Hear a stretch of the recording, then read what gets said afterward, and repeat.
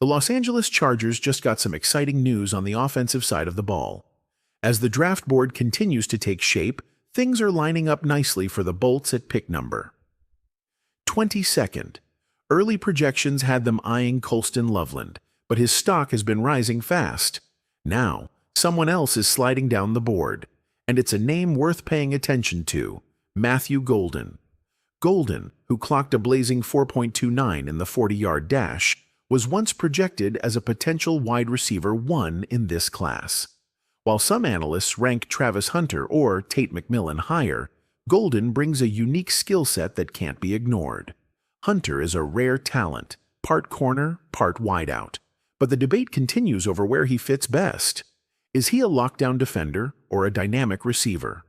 Right now, he's still more of a utility player, an athlete in the old NCAA football sense.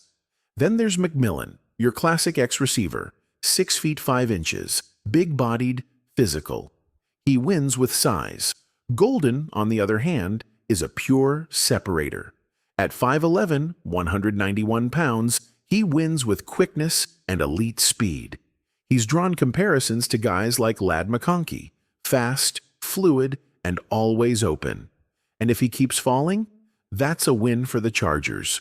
Now, missing out on the top tight end might feel like a blow. But here's the twist.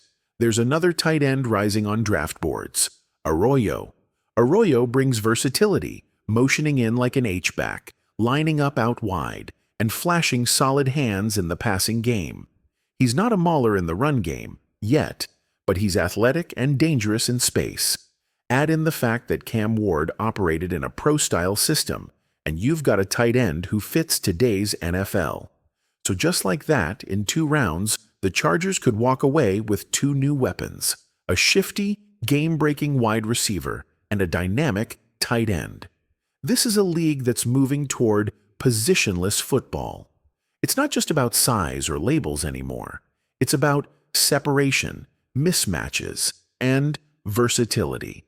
The Chargers are quietly setting up for an offensive reload, and if the board keeps breaking their way, watch out.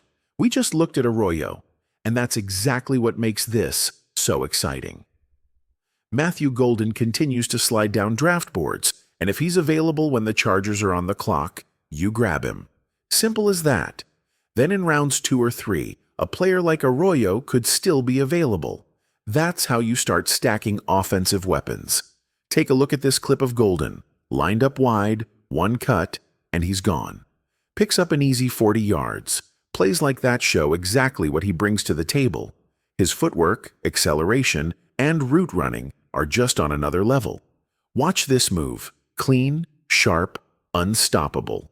That route should be used way more often. There's really no defense for it. And the best part of it all? The Chargers already have the most important piece in place: a quarterback. That makes all the difference. Think about teams like the Vikings. Solid roster, but stuck wondering whether to gamble on a vet like Aaron Rodgers or roll the dice on an injured rookie. That's a brutal spot to be in. The Chargers don't have that problem. They've got their guy under center, and that gives them a huge edge heading into the draft. We're about 10 days out now, and the anticipation is building. Golden still looks like a top-tier wideout, but even if he's off the board, players like Emeka Egbuka would be excellent fallback options. He'd be a strong addition too.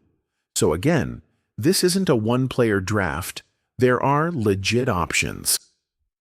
Looking at the Chargers' full draft capital, they've got 1 pick in each of the first 6 rounds and 1 in the 7th. You don't need to hit on every pick. You just need a few impact players. Look at the Lions.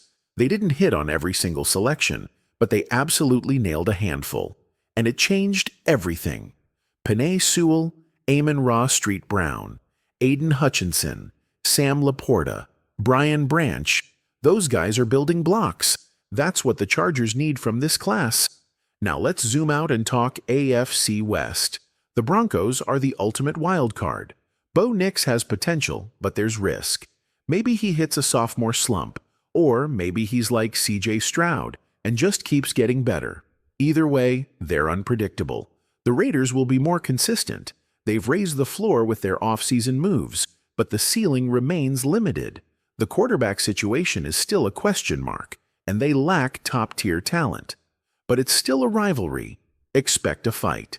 Then, of course, there's the Chiefs. And if you want to get to the playoffs, it starts with winning the division. Period.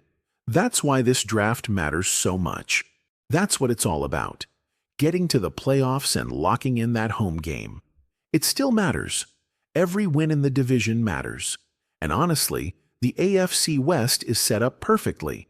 No one's walking through this season without a fight. You want those big games. You want them to mean something. Division matchups bring intensity, rivalries, and playoff implications.